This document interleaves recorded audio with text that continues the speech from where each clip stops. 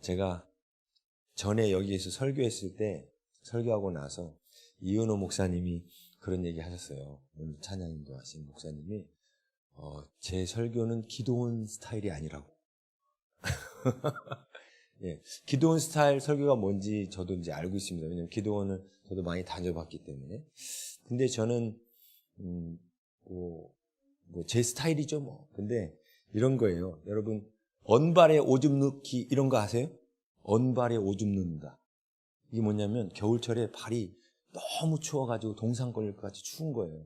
그러면은 이 발을 뜨뜻하게 풀어주기 위해서 어떻게 합니까? 언발에다가 오줌을 놔요. 그럼 당장은 따뜻해지죠? 근데 그 뒤에 어떻게 될까요? 더 추워져요. 그렇죠? 우리 그 기도원에 올라오는 모습들이 언발에 오줌 넣기가 되면 안 됩니다. 지금 뭔가 문제가 있는데 그 문제를 해결하려고 올라와서 이제 이 문제가 해결됐어. 할렐루야 하고 돌아가는데 그러고 나서 발이 더 꽁꽁 얼어버릴 수가 있어요. 근본적인 해결책이 필요한 거죠. 근본적인 해결책은 발을 따뜻하게 해주는 거예요. 거기다가 오줌을 넣는 것이 아니라 마사지도 해주고 그 양발도 신고 방어 하나도 신고 아니 제일 좋은 건 따뜻한 그러다가 이렇게 딱 이렇게 지지는 거죠. 그죠? 예. 그러니까 여러분이 이제 기도원 집회 가운데서 막 간증 들으면서 말씀 들으면서 막 믿음이 생겨서 그래 나한테도 이 문제가 해결되겠구나 할렐루야 이 마음으로 하나님 믿고 문제가 해결되는 것도 중요한 겁니다. 그런데 왜 하나님께서 나에게 그 문제를 내 인생 가운데 허락하셨을까? 네? 하나님은 우리는 하나님이 사랑하는 자녀 아닙니까? 그렇죠? 근데 사랑하는 자녀한테 왜 하나님이 그런 문제들을 허락하셨냐는 거예요. 제가 오늘 물론 첫날 안 계신 분도 있겠지만 첫날 와가지고 하나님께서 우리를 시간 세계 안에 두신 목적에 대해서 다뤘습니다. 혹시 그때 계셨던 분 기억나시는가 모르겠어요. 하나님이 우리를 알파 오메가라는 시간 세계 안에 두셨어요. 자, 리바이벌 합니다. 복습. 자, 알파 오메가. 이게 우리의 시간 세계입니다. 인류로 말하면 창조가 시작이고 인류의 끝은 예수님의 재림으로 끝납니다. 그래서 우리가 새하늘 같은 땅에 들어가죠. 한 개인의 알파는 출생이고 한 개인의 오메가는 죽음입니다. 이 땅에서 육체의 죽음이죠. 그렇죠? 하나님이 왜 이 알파 오메가 가운데 우리를 두셨는가? 그 이유가 뭐라 했어요? 지금 이게 알파 오메가는 시간을 뜻한다 했죠? 시간. 이 시간 안에 우리가 어떻게 되기를 원하신다? 변화. 어떤 변화? 예수 그리스도를 닮기 원하신다 했어요. 그 예수 그리스도를 닮는 모습이 뭐라고 했어요? 예수님처럼 하나님 사랑하고 나에게 보낸 이웃을 사랑하는, 우리한테 사랑을 강제로 집어넣지 않으시고 우리가 하나님의 자유의지를 받아서 하나님을 사랑할 수도 있고 사랑하지 않을 수도 있는 자유 가운데 우리가 하나님을 사랑하는 사람으로 변화되기를 원하신다 했죠. 그 변화되는 게 예수님을 닮아가는 거라 했죠. 네? 자, 보세요. 하나님께서는 처음 우리를 사람을 만드시고 어디다 두셨냐면 에덴 동산 안에 두셨어요. 에덴 동산이란 먹을 것, 입을 것 아무것도 걱정하지 않는 곳입니다. 근데 많은 분들이 기도원 올라올 때 대부분 그런 문제 때문에 올라오는 분들이 많아요. 제가 옛날에 경기도 광주에 있는 광주 기도원을 갔던 적이 있어요. 그때 기도를 하는데 하나님 저를 죽여주시옵소서 이렇게 기도했거든요. 제가 죽고 싶습니다 막 이렇게 기도했어요. 근데 그래서 거기 기도원 옆에 있는 기도를 듣는 분들이 걱정을 하는 거야. 이 청년이 자살하는 거 아닌가 이러다가 죽여달라고 막 기도하니까. 근데 제가 죽여달라고 근데 보통 기도원은 뭐 하려고 와서 기도해요? 살려달라고 오지 않습니까? 그죠? 근데 저 기도원에 올라와서 죽여주시옵소서 이렇게 기도를 하니까 사람들이 걱정이 됐던 거예요. 저는 저를 죽여달라는 기도가 이 목숨을 끊어달라는 기도가 아니라 내가 죽고 내 안에 그리스도께서 사시기 원합니다. 근데 그리스도께서 사셔야 되는데 내가 여전히 살아있습니다. 저를 죽여주십시오. 이 뜻으로 기도한 거였어요. 네? 자, 어떻게 보면 그래서 기도원 분들이 다 살려달라고 기도하는데 죽여달라고 기도하는 제가 좀 이상한 거죠. 그죠? 근데 그 기도가 진짜 살아나는 기도예요. 내가 나를 죽이는 그 기도가 여러분의 문제도 해결되고 여러분의 그 인생 가운데 어려웠던 모든 일들이 해결되는 핵심적인 기도예요. 근데 기도원에 와서 말씀 들을 때 물론 그런 것도 필요해요. 우리한테 믿음을 주기 위해서 하나님이 이렇게 해결하십니다. 하나님 또 이렇게 하나님이 해결하실 때 심어야 거둡니다. 그것도 다 맞는 말씀입니다. 맞아요. 근데 왜 하나님이 우리한테 심는 훈련을 시킬까요? 네? 왜 하나님이 우리한테 섬기는 훈련을 시킬까요? 왜 하나님이 우리 고난 중에서도 하나님만 바라보는 훈련을 왜 시킬까요? 그건 한 가지예요. 우리가 예수님 닮게 하시는 거예요. 자, 예수님을 닮는다는 뜻이 뭔가? 그건 예수님처럼 되는 거죠? 자, 우리는 그 하나님의 영광이란 말을 많이 써요. 요한복음 1장 14절에도 말씀이 육신이 되어 우리 가운데 거하신 그 예수님을 우리가 그 영광을 보매 이렇게 표현해요. 거기서 정관사 더가 있습니다. 그 영광을 본다고. 그게 뭐냐면 구약에서 계속해서 하나님의 영광에 대해서 소개했습니다. 그렇죠? 자, 하나님의 영광이 뭔가? 하나님의 영광. 제가 오늘 여러분 말씀을 잘 들으셔야 되니까 제가 기도원식 설교가 아니라 했잖아요. 근데 이건 언발에 오줌 누는 설교보다는 여러분들의 인생에 하나님의 계획이 이런 거였구나. 그래서 내 인생에 이런 고난도 허락하시고 이렇게 나를 힘들게 하는 사람도 만나게 하시는 거구나 하고 큰 원리를 알면 고난을 어떻게 뚫고 나가야 되는지가 보이는 겁니다. 그래서 오늘 원리적인 좀 얘기를 하려고 그래요. 자, 하나님의 영광. 그런데 우리가 하나님의 그 영광에 이르기를 원하시죠. 로마서 8장 30절 한번 띄워주시겠습니까? 로마서 8장 30절. 거기 보면 하나님께서 이런 말씀이 있어요. 미리 정하신 그들을 또한 부르시고 부르신 그들을 또한 의롭다 하시고 의롭다 하신 그들을 또한 어떻게 하셨다? 영화롭게 하셨다. 보세요. 하나님께서 부르셨고 하나님께서 의롭다 하셨고 하나님께서 영화롭게 하신 거예요. 그렇죠? 근데 이것도 영화롭게 한다는 뜻은 무슨 뜻이냐면요. 우리가 하나님 앞에 영광 돌려드립니다. 이렇게 하죠. 예? 자, 그러면 하나님 영광을 하나님께서 받으시는 거죠. 근데 저 본문에 따르면 영화롭게 한다는 뜻이 무슨 뜻이냐면 하나님께서 우리에게 영광을 돌린다는 거예요. 예? 희한하죠? 하나님께서 우리에게 영광을 돌린다는 거예요. 그래서 좀 이해하기 쉽도록 말씀드리면 우리가 영광이 되도록 하나님이 우리를 부르신 거예요. 자, 예수님은 보이지 않는 그 하나님의 영광이셔요. 요한복음 1장 14절에서 나온 것처럼 그 영광, 그렇죠? 근데 우리가 누구 닮기 원하셨다고요? 예수님을 닮기 원하셨어요.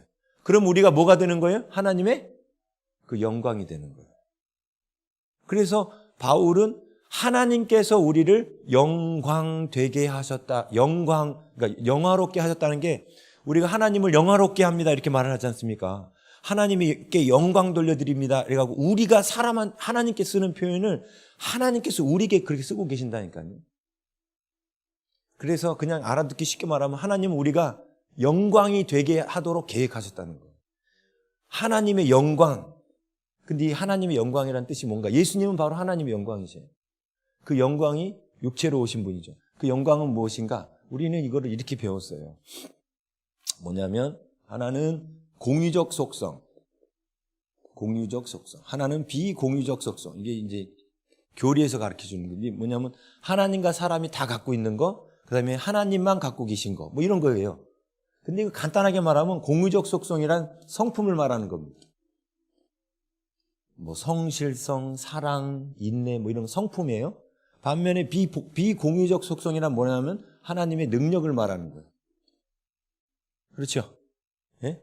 자, 그 요한복음 14장에선가 예수님이 나 이제 떠난다 그랬더니 빌립이 갑자기 놀래가지고 막 하면서 그때 어떤 대화가 오갔냐면 하나님을 보여주십시오 그래요. 하나님을 보여달라고 그래요. 그랬더니 빌립한테 아니, 예수님이 나와 함께 있으면서도 아직 하나님을 못 봤냐고 이렇게 말합니다. 자, 제자들이 하나님을, 여러분 생각해, 아유, 멍청이들. 예수님이 하나님인데 왜 하나님을 못 봤어? 뭐 이렇게 생각하실 수 있겠지만, 제자들 입장에서는 하나님을 못 봤다고 생각했습니다. 자, 우리가 하나님을 본다는 게 뭘까요? 자, 보세요. 지금 한동대학교 교수인 이지선 씨라고 있어요. 얼굴에 화상 입은, 아시죠? 이분 이화여대 다닐 때 사진 보면 되게 곱고 이쁘게 생겼습니다. 그죠? 자, 그분이 얼굴에 화상을 입어서 흉터투성이에요. 그분의 원래 얼굴을 잃었습니다. 자, 그러면 그분은 더 이상 이지선이 아닙니까? 아니죠. 지금도 이지선이 맞죠? 자, 그러면 그분의 얼굴이 이지선을 뜻하는 건 아니에요. 자, 그분이 팔다리가 만약에 잘렸다고 해요. 그렇다고 이지선이 아닙니까? 아니죠. 그래도 이지선 맞는 거죠? 자, 그러면 이지선이 이지선 되게 하는 건 뭐냐는 거예요. 자, 보세요. 예수님이 빌립한테 그렇게 말씀하셨거든요. 나를 본 자는 이미 하나님을 봤다라고. 이게 좀 비유가 적절할지 모르겠지만 하나님의 본체를 화상 입기 전에 얼굴이라고 생각하면 이 땅에 오신 예수님을 화상 입은 얼굴로 본다면 얼굴이 바뀌었다고 하나님이 아닌 거 아니죠? 그죠?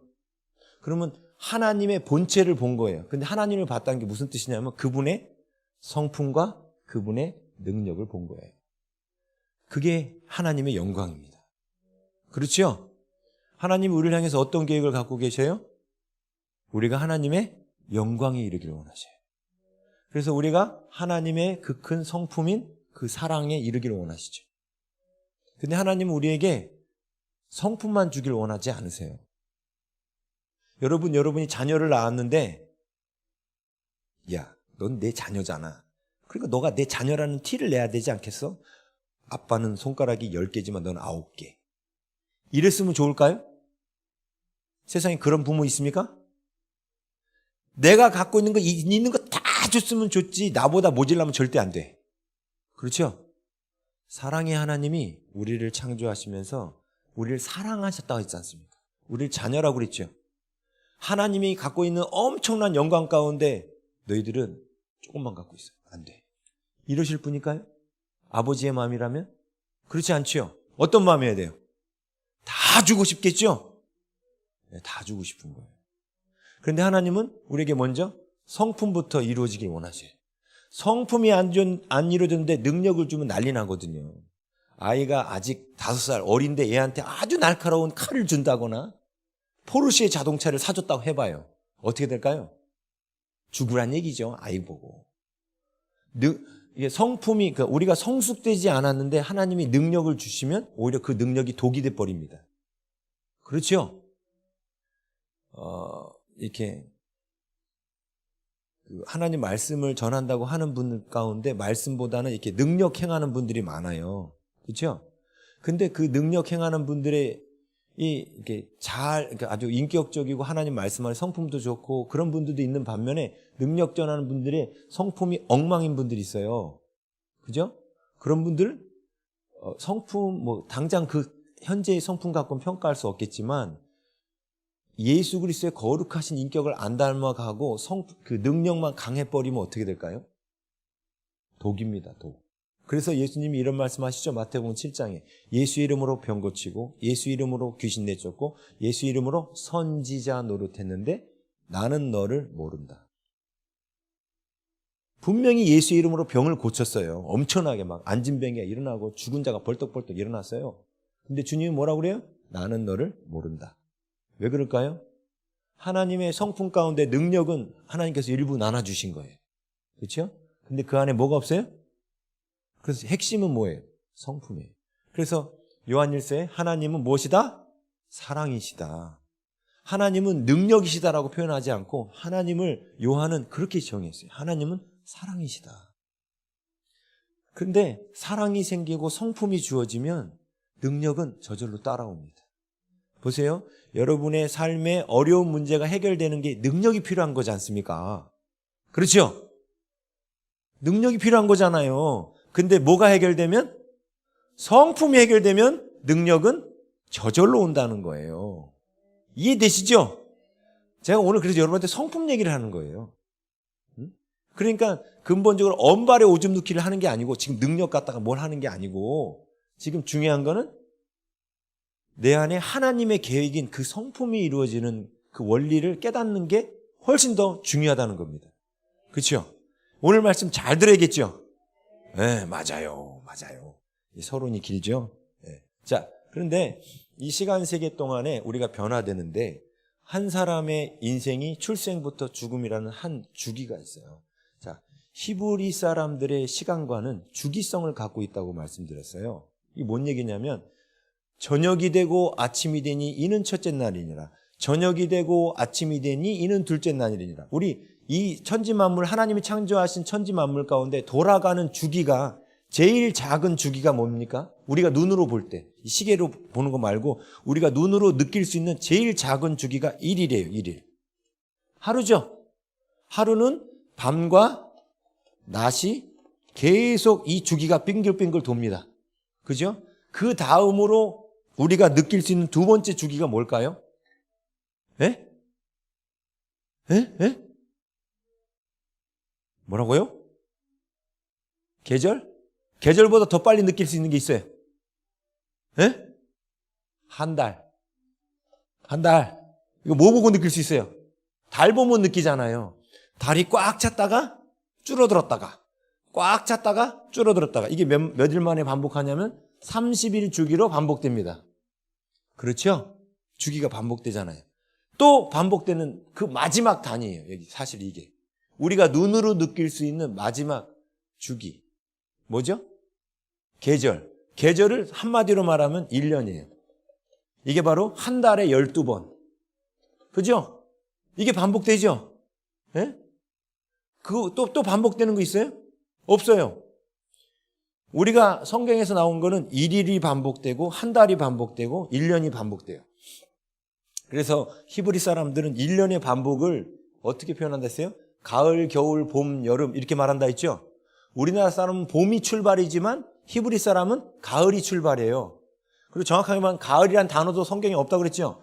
겨울하고 여름밖에 없어요. 히브리어는.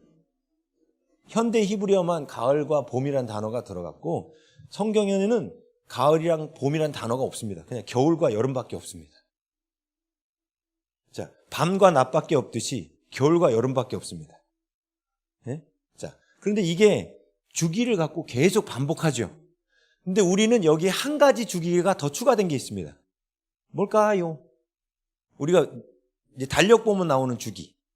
일주일. 여기 중간에 한 달하고 사이에 일주일이 있어요. 이 일주일이 7일 주기죠? 예? 왜 7일을 주기로 했을까요? 자, 자연현상에서 7일을 주기로 느낄 수 있어요? 없어요. 우리나라 사람들은 7일을 한 주로 쓰기 시작한 게 갑오경장 이후입니다. 그 이전에는 우리나라는 5일이 한 주였어요. 그래서 5일장이 쓴 거예요. 그래서 1, 2, 3, 4, 5 다시 1, 2, 3, 4, 5 이런 식으로 우리나라는 원래 5일이 주기였어요. 그런데 7일을 주기로 쓴 이유가 뭐냐면 바로 창조 사건을 받아들였기 때문에 그래요. 성경의 사건을 받아들였기 때문에 7일을 주기로 보게 된 겁니다. 이거는 히브리 사람만의 독특한 주기를 구분하는 나눔이에요. 그죠? 왜? 자연현상 속에서는 7일을 자를 근거가 없어요. 그렇잖아요. 자, 이 주기성이 왜 중요하냐? 히브리 사람들의 시간관은 주기성이라고 그랬어요. 주기성. 예? 헬라적, 우리 한국 사람도 헬라적 시간관 갖고 있어요. 헬라적 시간관은 과거, 현재, 미래가 있고 헬라적 시간관은 앞, 뒤가 있어요. 공간적 시간관이에요. 근데 히브리적 시간관은 주기성을 갖고 있어요. 제가 오늘 이 얘기를 왜 했느냐? 이 주기성을 이해해야 성경을 이해할 수 있어요. 왜냐하면 히브리 사람들이 이 주기성으로 갖고 있기 때문에 성경을 이 틀을 갖고 성경을 기록했습니다.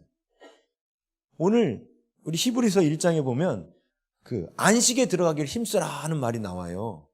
그렇죠? 히브리서 4장에 안식에 들어가기를 힘쓰라는 말이 나오는데 아니 그냥 가만히 있어도 주일, 월, 화, 수, 목, 금, 토 토요일이 원래 안식일이잖아요. 그냥 가만히 있어도 안식에 들어가잖아요. 근데 지금 히브리서 기자가 뭐라고 말하냐면 11절에 그러므로 우리가 저 안식에 들어가기를 힘쓸지니 안식에 들어가기를 힘써야 된대요. 그리고 이 안식에 대해서 설명하기를 4절 제7일에 관하여는 어딘가에 이렇게 일렀으되 하나님은 제7일에 그의 모든 일을 쉬셨다 하였으며 또 다시 거기에 그들이 내 안식에 들어오지 못하리라 하였으니 아유 복잡해 이게 뭔 얘기요? 그죠? 근데 별로 어려운 얘기가 아니에요. 자, 하나님이 이 7일 동안 하신 일이 뭔가? 7일 동안 하신 일이 뭔가? 성경이 보여주는 첫 번째 이게 주기라고 해야 되나? 창세기 1장 얘기를 지금 해드리려고 해요. 창세기 1장에 나온 사건이 바로 우리의 알파와 오메가가 어떤 과정으로 흘러가는지를 보여주는 거예요. 알파와 오메가란 우리가 하나님을 닮아가는 과정이라고 그랬죠? 예수 그리스도를 닮아가는 과정이라 했죠? 근데 예수님을 닮아갈 때 어떤 과정이 있을 거 아닙니까? 예를 들면 우리 아이들을 보면 태어나자마자 목도 못 가누다가 이 녀석이 언제부터 목을 가누고 엄마를 알아보고 이유식을 먹기 시작하고 그 다음에 기어다니기 시작하고 걷기 시작하고 뭔가 다 과정이 있죠.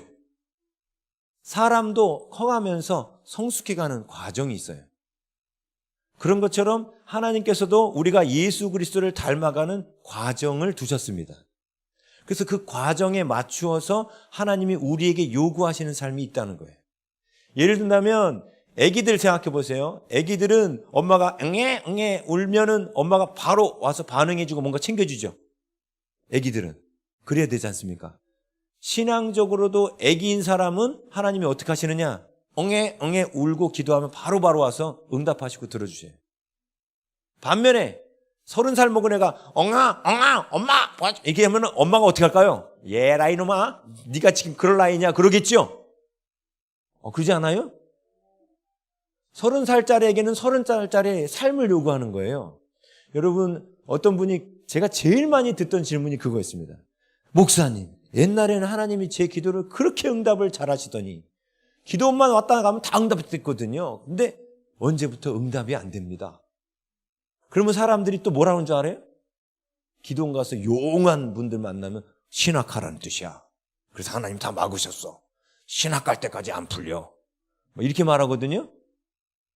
새빨간 거짓말입니다. 물론 신학해야 할 분도 그 개 중에 있을 수 있어요. 그러나 뭐 안 풀린다고 신학하면 이 온 땅에 있는 모든 분이 다 목사님 돼야 돼요. 왜? 우리의 신앙 성숙 과정 가운데 이제 하나님이 떼써도 주지 않는 내가 옛날보다 좀 더 성숙해져 있는 영적 기간이 있는 거거든요. 그죠? 있겠죠? 근데 왜 하나님이 이때는 떼써도 안 줄까요?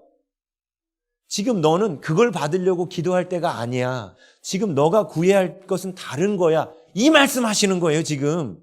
그런데 하나님이 원하는 건 구하지 않고 있고 다른 걸 구하고 있으니까 하나님이 안 주시는 거예요. 오히려 하나님께서 그 어려움을 통하여 우리를 부르셔서 하나님이 뭘 원하시는지 그걸 구하라고 부르셨는데 거기까지 와서도 문제를 놓고 해결해달라고 기도하고 있으니까 하나님 답답하신 거예요. 이해되세요? 그러면 우리가 아이도 자랄 때 그런 과정이 있듯이 우리도 믿음으로 자랄 때 과정이 있겠죠? 그 과정을 보여준 그게 바로 창조의 7일입니다.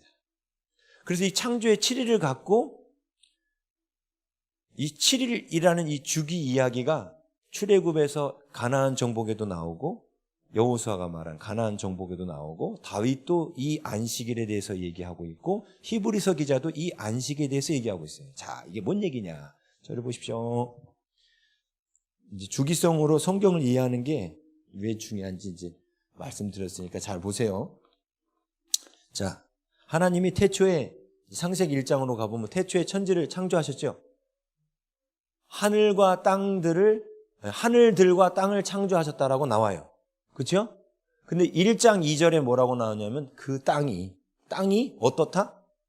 땅이 혼돈하고 공허하며 흑암이 깊음 위에 있다. 이렇게 말해요. 그 땅의 상태를 혼돈하고 공허하고 흑암 가운데 있다라고 말하죠. 예? 창세기 1장 2절에 예? 이 혼돈이란 뜻이 무슨 뜻이냐면 무질서예요. 틀이 없다는 뜻이에요. 무질서. 이게 폼리스. 폼이 없어. 폼리스해. 공허는 무슨 뜻이냐면 empty, 텅 비었다 이런 뜻이에요. 텅 빔. 흑암은 껌껌함이고, 그렇죠? 그리고 하나님의 신은, 하나님의 영은 수면 위에 운행하신다 했죠? 그럼 수면이라는 게 물 위에요. 마임, 물 위에 운행하신다고 했어요. 그렇죠? 그러면 지금 뭐가 있어요? 보세요. 뭐가 보여요? 땅도 보이고 물도 보이죠? 예? 우리는 물이 둘째 날 만들어진 줄 아시는데 하나님이 둘째 날 그 물을 궁창 위의 물과 궁창 아래의 물로 나누신 거지 물은 둘째 날 만든 게 아니죠. 제 말 아시겠죠? 예? 그냥 성경을 있는 그대로 보자는 거. 지금 있는 그대로. 하나님이 태초에 하늘들과 땅을 창조하셨는데 그 땅 얘기를 하고 있는데 그 땅이 혼돈하고 공허하고 흑암이 기품이 있다는 거예요. 근데 이 혼돈 가운데 하나님이 창조 역사를 하신 거예요. 그래서 이게 틀이 없는 거라 했죠. 혼돈이. 그래서 첫째 날은 뭘 하시냐면 이 흑암 가운데 일단 빛을 만드셔요. 빛. 그죠? 빛을 만드셔요. 둘째 날은 뭘 하셔요? 아까 있던 물 있었죠. 물. 하나님의 신이 하나님의 성령께서 물 위에 운행하고 계셨는데 하나님의 성령이 그 물을 갖다가 궁창 위의 물과 궁창 아래의 물로 궁창을 만드심으로 궁창 위의 물과 궁창 아래의 물로 나누셨어요. 이게 궁창은 이때 만들어진 거예요. 근데 이 궁창의 역할이 궁창 위의 물과 궁창 아래의 물로 나누기 위한 겁니다. 그리고 이 궁창을 하늘이라고 불렀습니다. 그죠? 안 보이시나? 세 번째 날은 뭐 하셔요? 궁창 아래의 물 가운데에서 땅이 드러나요. 그죠? 궁창 아래의 물에서 땅이 드러났죠? 땅. 그리고 여기 하나가 또 있어요. 그 다음에 그 땅에 식물들이 나와요. 씨 가진 식물과 나무들이 나옵니다. 그렇죠? 네, 그랬어요. 네, 찾아보세요. 자, 이게 바로 뭐냐면 그러니까 틀이 없는 곳에 틀을 만드시는 거예요. 그리고 나서 첫째 날에 대칭되는 넷째 날 텅 빈 빛이라는 틀을 만드시고 해 달별로 그 빛을 주관하게 하셨어요. 채우신 거죠. 그 다음에 궁창을 만드시고 그 하늘에다가는 뭘 채우셔요? 하늘에다가 새를 채우셨어요. 궁창 아래의 물에다가 뭘 채우셔요? 물고기 채우셨어요. 그렇죠? 자, 그 다음에 땅에다가 뭘 채우셔요? 짐승을 채우시고 마지막으로 사람을 채우셨죠? 자, 이게 뭔 얘기냐면 틀을 만드시고 난 다음에 혼돈 가운데 틀을 만드시고 공허 가운데 채우셨죠. 예? 그리고 일곱 번째 날 뭐 하십니까? 안식하셔요. 지금 우리는 이 안식에 대해서 보려고 그러는 거예요. 안식하시죠? 자, 이게 우리가 볼 때는 그냥 천지를 창조한 걸로 딱 끝난 것 같지만 지금 이 7일의 주기가 성경에 계속해서 나옵니다. 어떤 분들이 이런 얘기를 해요. 이제 서구적 세계관을 갖고 성경을 보는 분들이 어떤 얘기를 하냐면 창세기 1장과 창세기 2장의 창조가 다르다고 봐요. 왜냐? 창세기 2장을 보면 안개만 올라와서 지면에 덮여 있었고 아직 초목도 없었는데 하나님이 사람을 지으시거든요. 분명히 1장에서는 사람이 6번째 날, 풀은 3번째 날 만들어지는데 창세기 2장은 그렇게 안 돼 있어요. 여러분들한테 더 헷갈리게 만들어드려야지. 창세기 2장 4절 이것이 천지가 창조될 때에 하늘과 땅의 내력이니 여호와 하나님이 땅과 하늘을 만드시던 날에 여호와 하나님이 땅에 비를 내리지 아니하셨고 땅을 갈 사람도 없었으므로 들에는 초목이 아직 없었고 밭에는 채소가 나지 않았어요. 그죠? 그러면서 6절 안개만 땅에서 올라와 지면을 적셨더라. 그러면서 여호와 하나님이 땅의 흙으로 사람을 지으시고 이렇게 나와요. 그러면 1장과 2장의 창조 순서가 다른 거죠? 그렇잖아요. 그 뭐가 맞아요? 1장이 맞아요? 2장이 맞아요? 다 맞아요. 다 맞아요. 근데 서구적 세계관을 갖고 있는 사람들은 히브리 사람들의 이 사고 구조를 이해하지 못하기 때문에 둘 중에 하나는 틀리다라고 생각한 거예요. 왜 틀려요? 순서가 다르니까.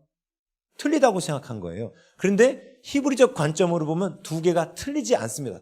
정확하게 일치합니다. 히브리적 관점으로 보면. 그래서 서구 사람들이 1장은 다른 누군가가 썼고 2장은 다른 누군가가 썼는데 이걸 모세의 이름으로 나중에 후대에 편집한 거다. 모세가 창세기를 쓴 게 아니고 창조의 이야기를 누군가가 써놓은 게 있고 창조 얘기를 또 누군가가 써놓은 게 있는데 그 써놓은 것 중에 1장은 이 사람 거를 갖다 붙이고 2장은 여기 거를 갖다 붙이니까 이게 차이가 났다. 이해력이 대단하죠? 그 누구 해석이에요? 지 해석입니다. 그거는 서구적 사고의 틀로 바라보는 서구 사람들의 해석이에요. 어려워요, 지금? 되게 중요한 거 하는 거예요. 제가 이걸 왜 공부해야 되는지 이제 미리 말씀드렸죠? 지금 언발에 오줌 넣는 게 필요한 게 아니에요. 지금 여러분이 오늘 기도원에서 믿음의 간증 하나 듣고 내가 문제를 해결받을 이게 지금 중요한 게 아니에요. 하나님께서 내 인생에 왜 그러한 것들을 허락하셨는지 그 근본 원리를 이해하는 게 더 중요한 겁니다. 아멘? 그래서 말씀드리는 거예요. 네. 근데 이걸 듣고 나시면 그래서 하나님 그러시는구나 이해가 되고 그래서 나한테 고난이 왔구나 그래서 나한테 힘든 사람들이 오는구나 이게 이해가 되는 거예요. 그러면 훨씬 더 그 상황 속에서 내가 무엇을 해야 될지 여러분 스스로가 발견하고 찾을 수가 있습니다. 자, 보세요. 혼돈 가운데 틀 만드시고 공허 가운데 채우시는 일을 하셨는데 이 주기가 1장하고 2장하고 다른 것 같은데 똑같아요. 어떻게 똑같은지 보세요. 자, 흙은 어떤 상태냐면 무질서한 상태죠. 근데 하나님이 그 흙을 갖고 뭘 하세요? 손으로 빚으셔요. 뭘 만드시는 거예요? 틀을 만드시죠? 틀 만드시잖아요. 그죠? 그래서 아담을 틀을 만드셨어요. 그 다음에 하나님 뭐 하세요? 하고 그 속을 채우셔요. 그죠? 채우시고 난 다음에 그 다음에 그들을 어떻게 하십니까? 8절 여호와 하나님이 동방에 에덴의 동산을 창설하시고 그 지으신 사람을 거기 두시니라. 에덴이 무슨 땅이에요? 안식의 땅이에요. 보세요. 틀을 만들고 채우시고 아담을 안식의 땅에다 옮겨 놓으시죠. 그렇잖아요. 반응을 좀 해주세요. 네? 흙으로 무질서한 흙으로 틀을 만들고 채우고 안식의 땅에다 옮기시죠. 똑같죠? 혼돈 가운데 틀을 만들고 아담 안에 채우시고 안식의 땅으로 옮기시죠. 자, 1장의 주기가 2장에도 반복되어 나타나죠? 그렇죠? 이해되시죠? 요 주기가 또 나타나요. 어디 나타나냐면 노아 홍수에 나타납니다. 노아 홍수에도 보면은 방주를 만들죠. 자, 보세요. 이제 이 창조 세계가 노아 홍수로 말미암아 뭐가 오냐면 혼돈과 공허와 흑암이 오게 됩니다. 그렇죠? 홍수로 40일 동안 비가 내렸다는 뜻은 해가 보이지 않은 거예요. 흑암이 왔죠? 그리고 물 밑으로 궁창 아래의 물이 다시 다 올라와 버렸어요. 그래서 드러났던 땅이 다시 궁창 밑으로 내려가 버린, 궁창 아래의 물로 내려가 버린 거잖아요. 이해되시죠? 그럼 그 상태가 무슨 상태예요? 혼돈, 공허, 흑암 상태죠. 자, 혼돈과 공허와 흑암일 때 하나님의 영이 수면 위에 운행하셨죠. 자, 방주가 혼돈과 공허와 흑암의 그 물 위를 방주가 움직이고 있죠. 이 방주가 하나님의 영, 성령을 뜻하는 거예요. 근데 이 안에 뭐가 담겨 있는가 보십시오. 이건 거기 안에 또 주기가 나와요. 자, 노아가 120년 동안 방주에 틀을 만들죠. 틀 만들잖아요. 그리고 하나님께서 홍수 전에 동물들을 그 안에 뭐 하셔요? 채우시죠. 채우셨어요. 홍수 때에도 그 안에는 뭐가 있어요? 안식이 있어요. 그렇지요? 지금 제가 주기를 보여드리는 거예요. 주기를. 창세기 1장의 주기가 2장에도 나왔는데 노아 홍수 때도 또 나오죠. 당장 노아의 방주 안에 하나님의 창조가 보관이 돼요. 그렇죠? 하나님의 창조가 보관될 때 틀을 만드시고 노아라는 방주에 틀을 만드시고 그 안에다가 하나님이 마지막 날 다 채우시고 그 안에는 안식이 선포돼요. 그렇죠? 자, 홍수가 끝난 다음에 물이 줄어들죠. 물이 줄어들잖아요. 이제 홍수가 이게 끝나고 나서 물이 줄어들면서 땅에 뭐가 생겨요? 혼돈 가운데 땅이 드러나기 시작하죠. 그죠? 그 다음에 하나님께서 그 방주 안에서 배에 있던 동물들을 내워서 그 땅에다가 뭘 하셔요? 채우시죠. 그리고 하나님께서 두려워하지 말라고 마음에 안식하라고, 평안하라고, 다시는 내가 물로 세상을 멸망시키지 않겠다고 무지개 언약으로 안식을 주시죠. 자, 주기가 반복되는 게 느껴지세요? 예? 이해되시죠? 이 주기가 또 나와요. 누구에게 나오냐면 아브라함에게 나옵니다. 아브라함에게. 아브라함도 하나님께 부름받기 전에 아브라함의 상태가 어땠을까요? 혼돈, 공허, 흑암, 마귀에게 종로를 닫은 인생이었어요. 근데 하나님이 그를 어떻게 하셔요? 그에게 틀을 만드시고 그를 채우시고 그를 안식하는 믿음 가운데 이르게 하신 거예요. 그 얘기를 다 하려면 아브라함 얘기만 해도 한참 걸려요. 근데 지금 간단하게만 보여드리는 거예요. 틀을 보여드리는 거예요. 근데 이 틀이 성경 전체에 다 나와요. 자, 에스겔서 38장 거기 보면 마른 뼈 골짝 37장인가 마른 뼈 골짜기 환상 나오죠. 이스라엘 유다 사람들이 바벨론 포로로 잡혀갔는데 그들이 그 바벨론 포로 생활하고 있는 모습을 하나님이 환상으로 보여준 게 뭐냐면 마른 뼈 골짜기. 골짜기를 갔더니 뼈다귀들이 막 흩어져 있는 거예요. 그죠? 그게 이스라엘의 영적 상태를 하나님이 환상으로 상징적으로 보여준 거지 않습니까? 근데 무질서했죠. 근데 하나님이 거기서 뭘 하십니까? 하나님이 말씀하시니까 뼈들이 조립이 되더니 살이 차오르고 힘줄이 돋고 그러죠. 그러나 아직 그 속에 생기가 없더라. 보세요. 틀을 만들었다는 뜻이에요. 그 다음에 생기야 들어가라 명령하라고 에스겔한테 말하죠. 이게 뭐 하시는 거예요? 채우시는 거예요. 창세기 2장의 모습하고 1장의 모습하고 똑같죠. 그래서 그들이 회복된 그들이 돌아오는 게 가나안 땅으로 돌아오는 게 안식의 땅으로 돌아오는 거죠. 주기가 똑같죠. 이해하세요? 이게 출애굽기부터 여호수아서도 똑같은 거예요. 자, 이스라엘 백성들이 애굽이라는 곳에 살았습니다. 애굽은 하나님을 섬기는 나라가 아니라 마귀의 나라예요. 바알신을 섬기는 마귀의 나라죠. 마귀의 나라가 어때요? 혼돈, 공허, 흑암의 나라인 거예요.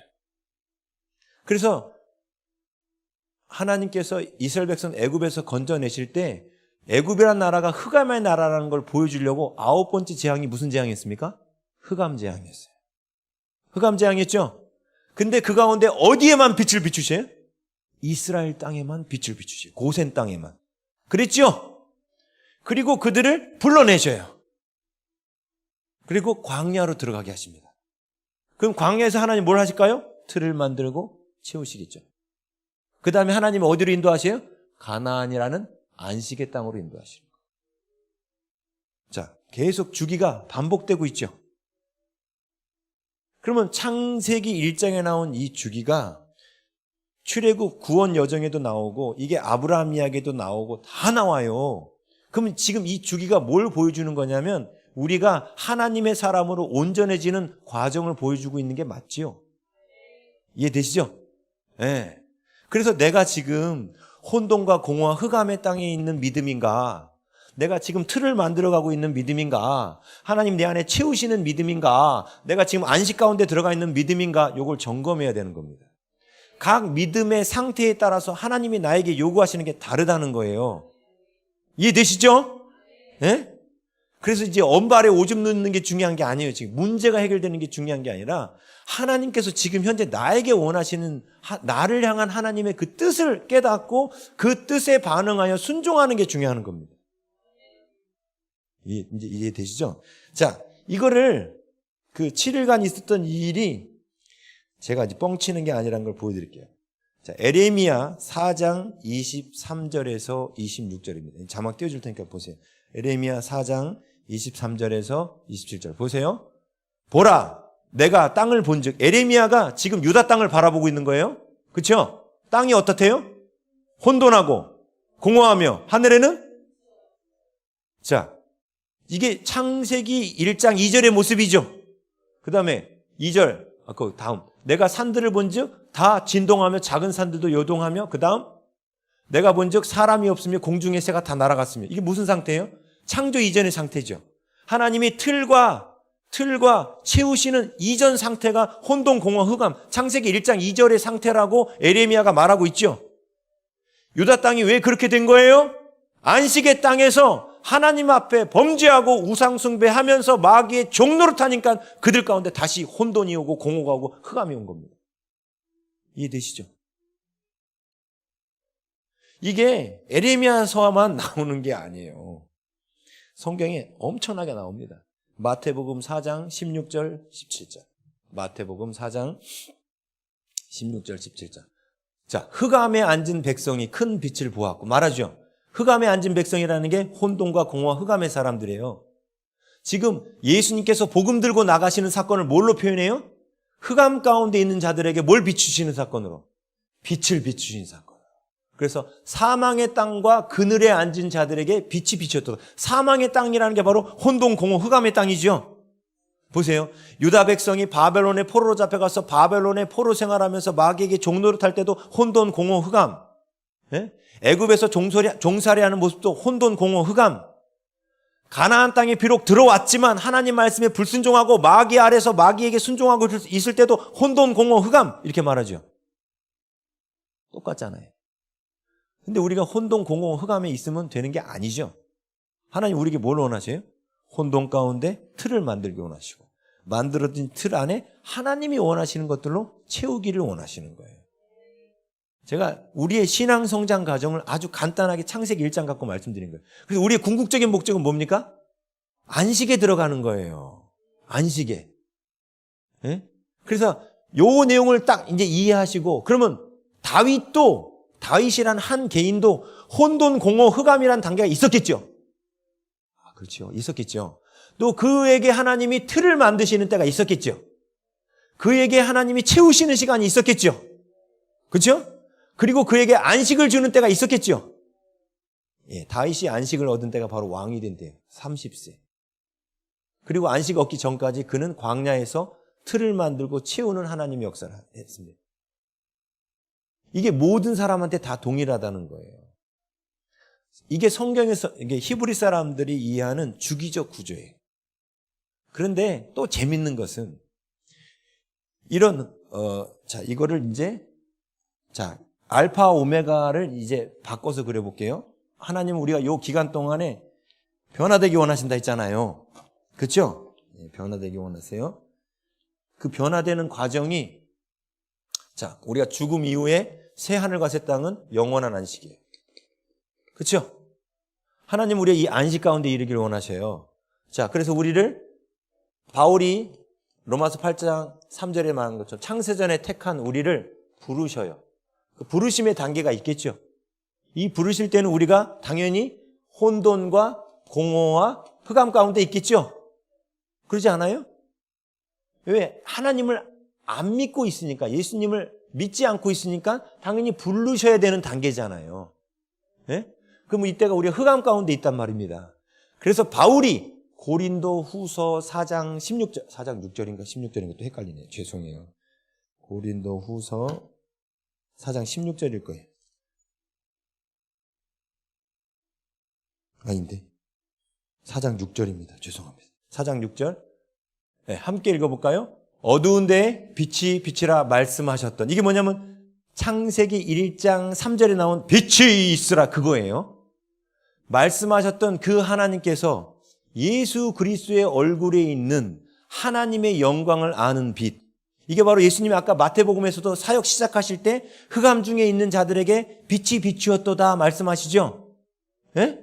근데 지금 바울은 그 빛이 어떤 빛이다? 창조 때 말씀하셨던 빛이다. 이렇게 말하죠. 주기가 반복되는 게 보이시죠, 이제?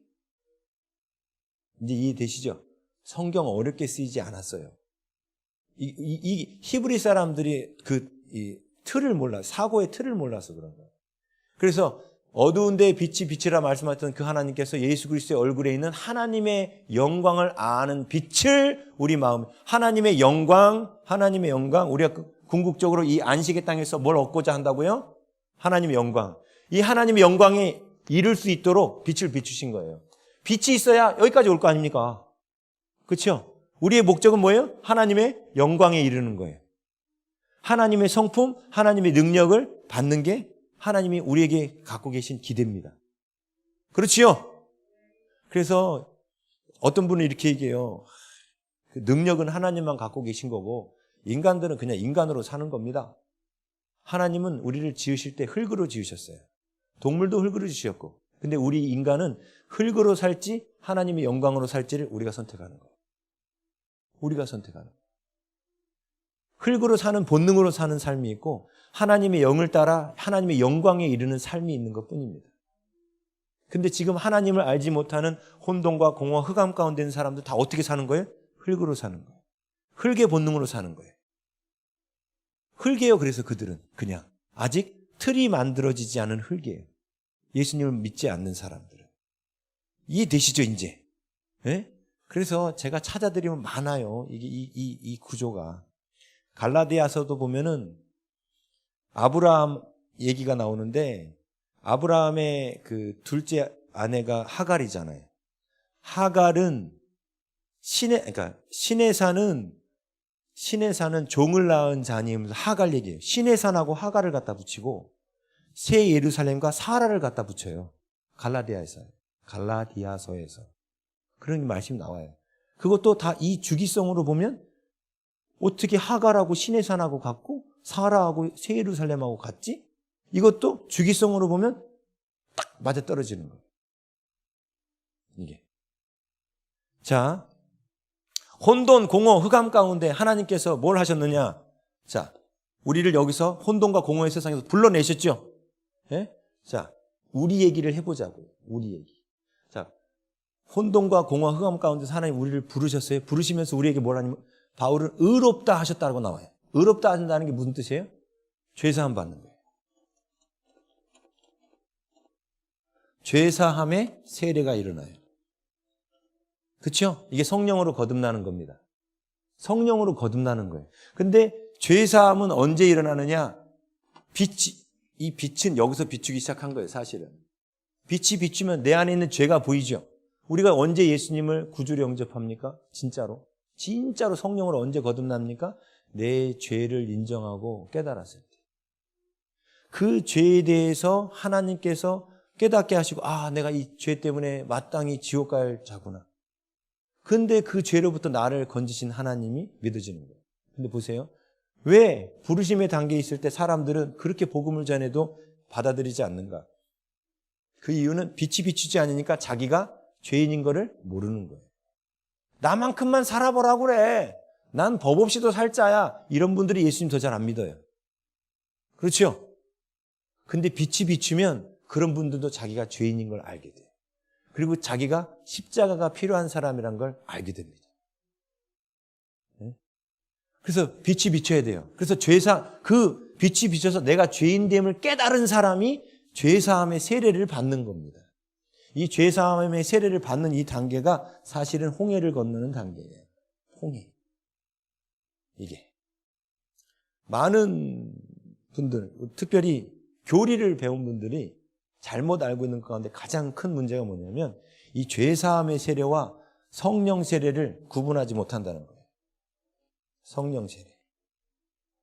자, 우리 알파가 오면 안식에 들어간다 했죠? 예? 이제 주기성을 잘 보세요. 1일부터 7일까지가 있는데, 1일부터 7일까지 있는데, 요게 7개, 하나, 둘, 셋, 넷, 다섯, 여섯, 7개가 있다고 그래요? 그죠? 그러면 1일부터 7일도 한 주기지만 요것도 한 주기죠. 그렇죠? 그리고 이게 1일부터 7일, 3, 7에 20일, 3, 8에 23, 아니, 이게, 3, 9, 27. 3, 9, 27. 아니, 7, 30일이 되려면 어떻게 되는 거예요? 갑자기 이제 앞에 나와서 제가 수학이 약하거든요. 그래가지고 갑자기 수가 안 돌아가네. 30일이 되려면 어떻게 돼요? 4, 7에 28. 이게 4번 있어야 되네. 그렇죠? 4번. 죄송해요. 감사해요. 자, 그러면 거의 30일 되죠? 여기 안에 또 주기들이 또 있죠, 이렇게. 그러면서도 이게 주기가 있고, 이거 전체가 또 하나의 주기죠. 예? 자, 이게 뭔 얘기냐? 우리의 궁극적인 안식은 여기가, 이게 큰 주기예요. 이게 큰 주기라면, 이게 안식이에요? 예? 근데 여러분, 우리가 요 믿음의 길을 갈 때에도, 이 믿음에 갈 때도 작은 주기만 딱 봐도 이 안에 틀을 만들고 채우고 안식하는 주기가 또 있어요, 이 안에. 이해되시죠? 여러분의 삶에 어떨 때는 하나님께서 그 말씀으로 틀을 만들어 주시고 평안도 오고 막 좋아. 그러다가 또 혼돈과 공허가 올 때도 있고 막 그러죠. 근데 그러면서 요 하루의 주기가 반복되면서 7일으로 가는 거죠. 요 주기가 반복되면서 이렇게 계속 나아가는 거예요.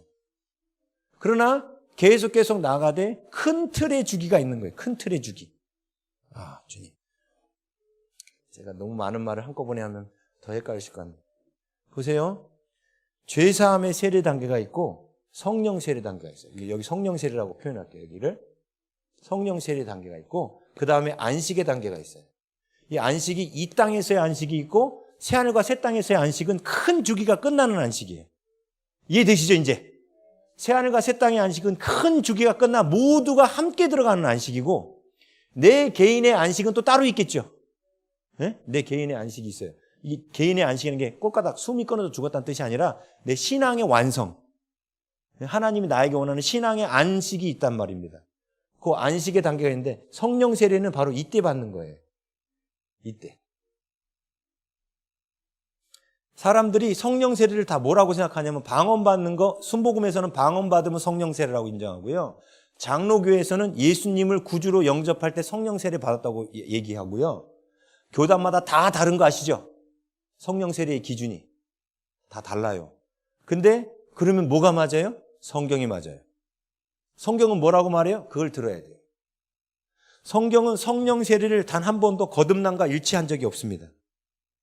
한 번도 거듭남, 이 죄사함의 세례와 성령 세례를 일치해서 말한 적이 한 번도 없습니다.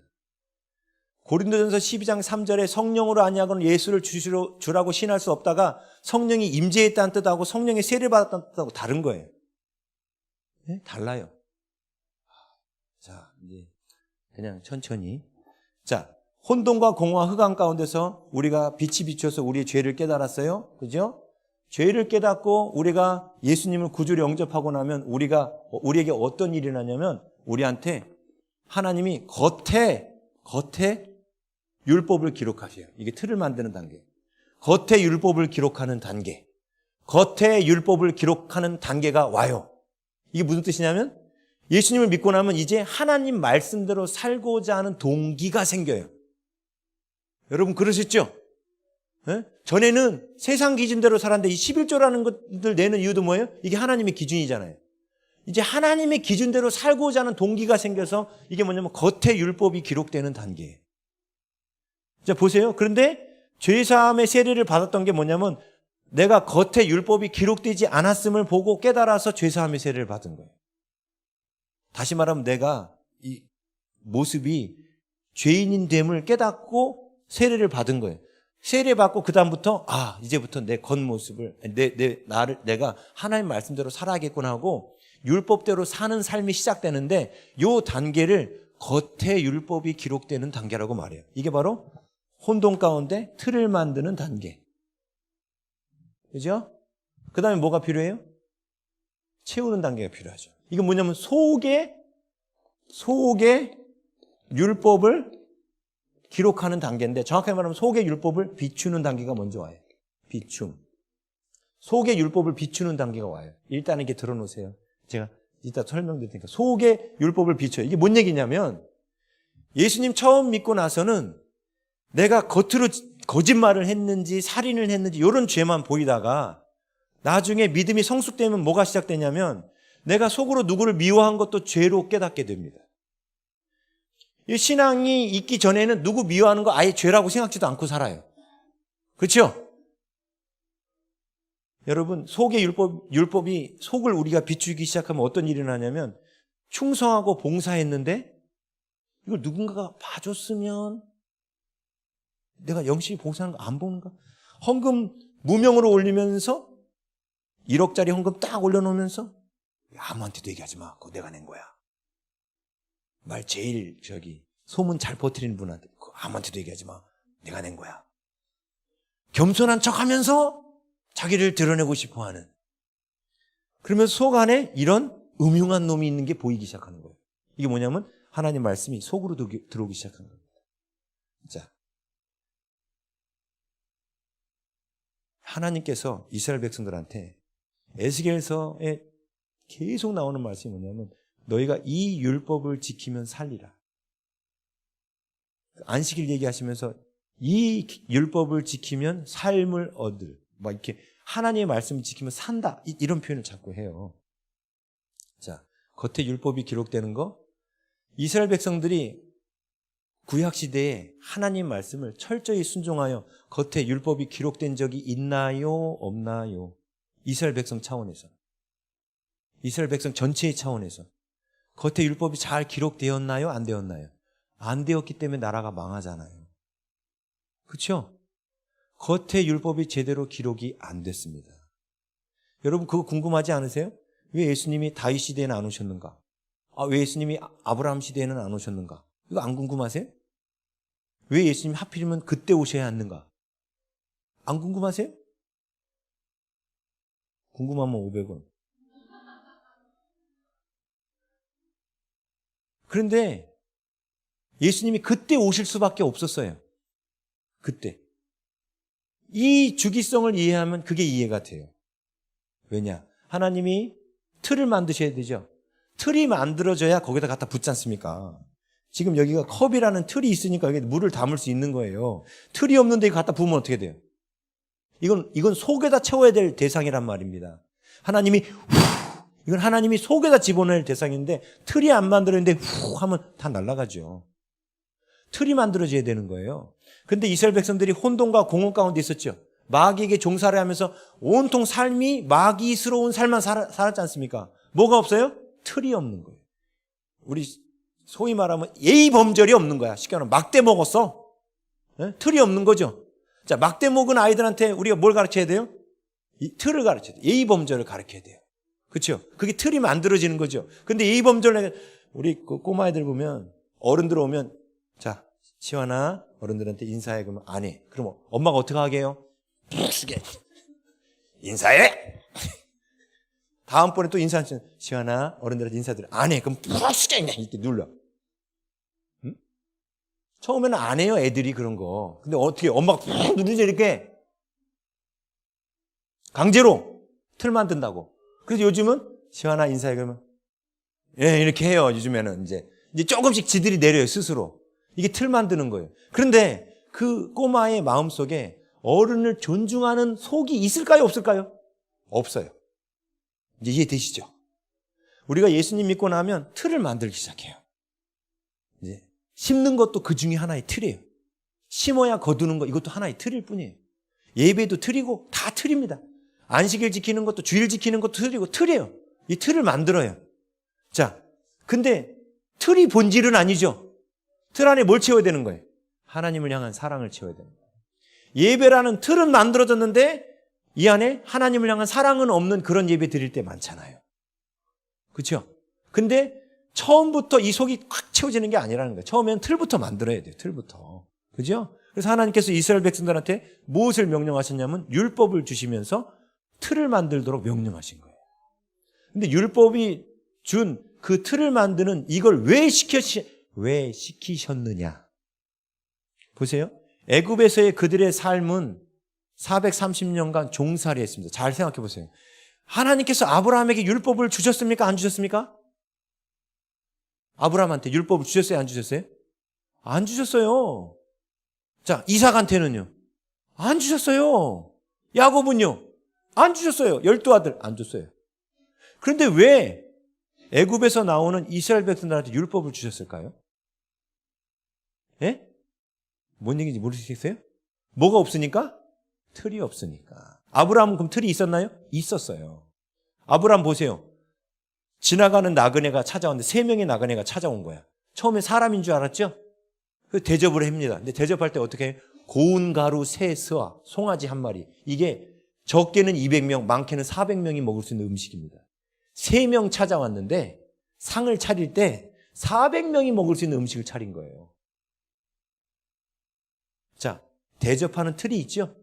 왕답게 대접하고 있죠? 왕답게 섬기고 있죠? 이 틀이 있는 사람한테 굳이 틀을 말할 필요가 없어요. 근데 아브라함은 이 틀을 어떻게 갖게 됐을까요? 하나님이 처음 창조하실 때 넣어놓은 양심. 그때 양심이 더러워지지 않았기 때문에 이 틀이 있었단 말입니다. 그렇죠? 근데 이스라엘 백성들이 애굽에서 종살이 하면서 종노릇 하면 먹을 게 있어요? 없어요? 가난이 오기 시작하고 빈곤이 오고 학대가 오고 그럼 막 이 마음이 혼돈과 공허가 오기 시작하는 거예요. 마치 아담도 에덴을 잃고 나서 그렇게 된 것처럼 우리도 이 마귀의 종살이 하면서 지긋지긋한 그 가난 속에 들어가면요. 누가 그러죠. 아무리 가난해도 마음만 행복하면 행복하다고 가난해 보라고 그래요. 가난해서 살아보라고 그래요. 그게 되는가? 그게 쉬운가? 예? 그래도 좀 받쳐주는 게 있어야지. 입으로 먹을 게 들어가야지. 하루 이틀은 잠깐 그래도 설교 듣고 오면 그래 우리가 콩 한 쪽도 나눠 먹으면서 주님 때문에 감사하자. 하루 이틀은 가요. 한 3, 4일 지나면 또 다시 강강 왜 누가 더 먹었어? 하고 싸워요. 네? 보세요. 마귀에게 종살이 하면서 우리가 마귀에게 다 빼앗기고 난 다음에 혼돈, 공허, 흑암이 오면서 이제 아브라함처럼 누구에게 베풀고 섬기고 사랑하는 틀이 사라져버린 거예요. 근데 문제는 뭐냐면 종살이 하면서 나의 정체성을 뭘로 갖게 됐을까요? 종이 돼버린 거예요. 자, 하나님은 우리를 부르실 때 뭘로 부르셨어요? 다스리고 정복하라. 뭘로 부르셨어요? 왕으로 부르셨어요. 아브라함은 왕이었어요. 왕의 아이덴티티를 갖고 있었죠. 왜? 족장이었으니까. 그렇죠?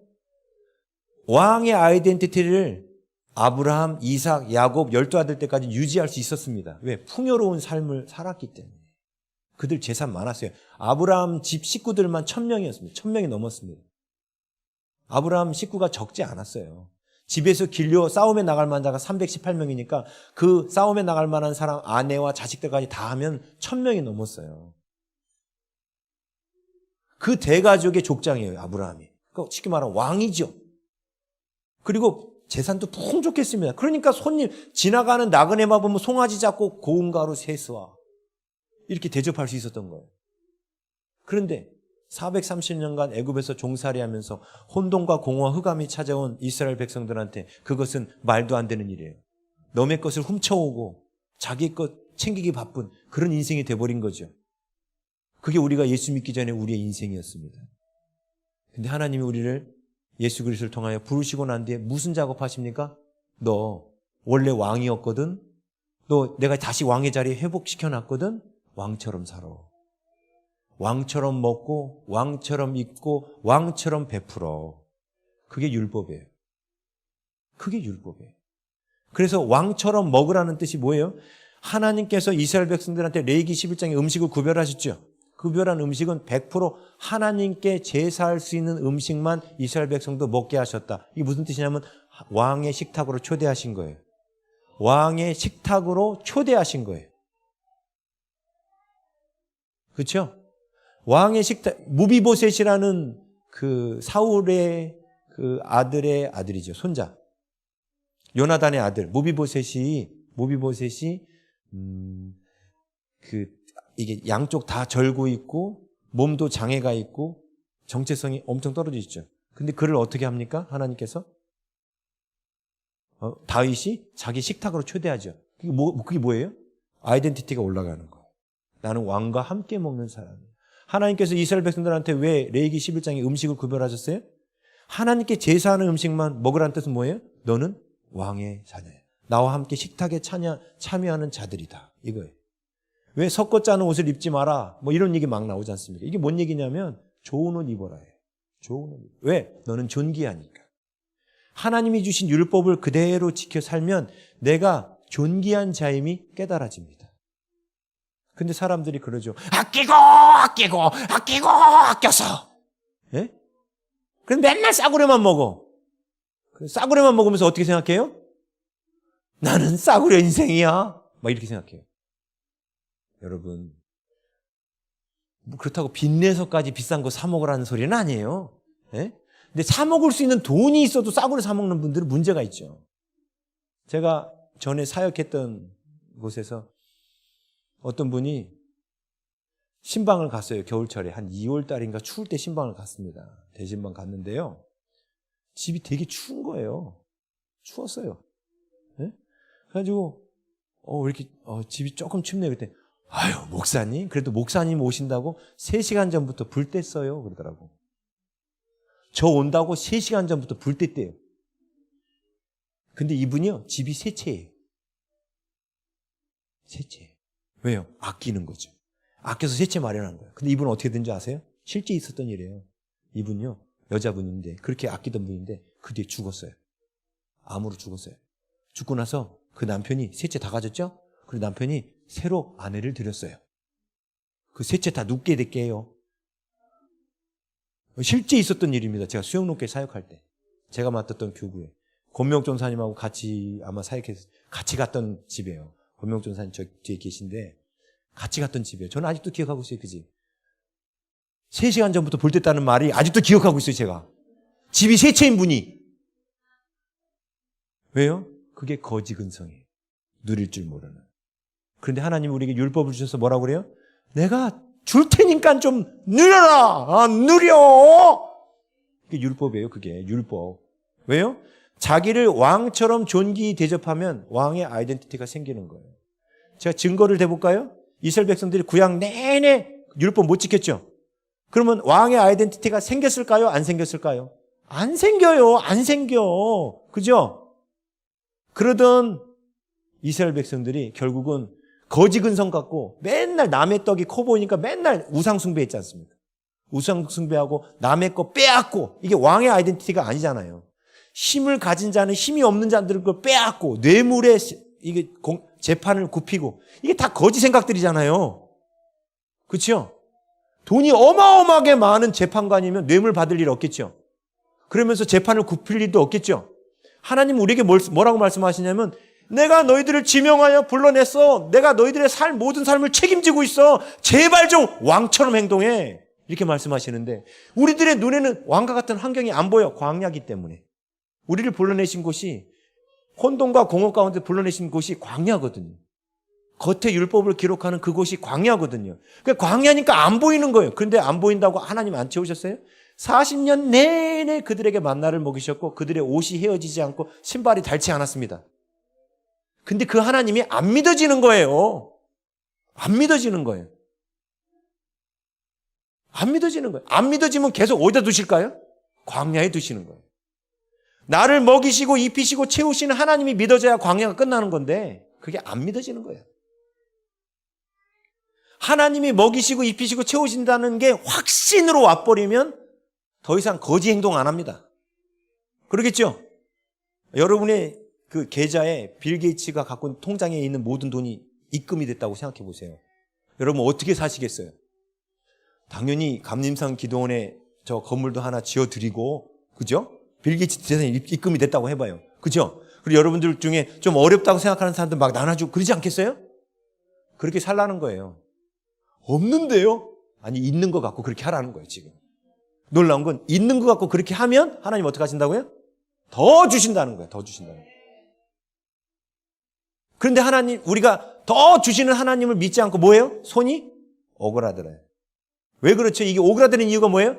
오랫동안 혼돈과 공허와 흑암 가운데 있었기 때문에 이렇게 해야만 먹고 산다라는 그 거짓된 생각이 우리를 주관하고 있잖아요.